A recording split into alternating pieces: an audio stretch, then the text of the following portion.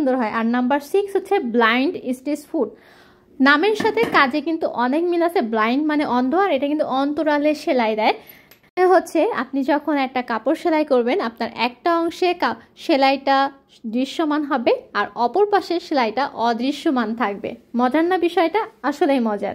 তো প্রথমে এটার জন্য আমরা কাপড়টা ফোল্ড করে নিব। প্রথমে 2টা ভাঁজ করে নিব, তারপর যে পাশে আপনি হলো যে অদৃশ্য থাকবে সেটা এইভাবে সামান্য একটু চিকন করে ফোল্ড করে আমরা সেলাইটা দিব। আর এই সেলাইটা দেওয়ার জন্য কিন্তু আপনি ফাংশন 3টা আছে, এফ আছে, ই আছে, আই আছে, আপনার যেটা ইচ্ছা হয়।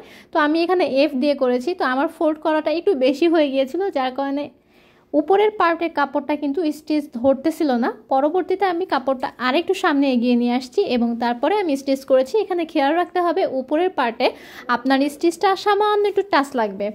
এরপরে যখন আপনি কাপড়ের ফোল্ডটা খুলে ফেলবেন তখন দেখবেন ম্যাজিক, উপরের সেলাইটা দেখা যায় না আর নিচের সেলাইটা একদম সুন্দরভাবে ফুটে ওঠে। তো বালিশের কভারে বা যে কোনো রানারে এই ধরনের সেলাইগুলো দিয়ে থাকে, বা ট্রাউজারে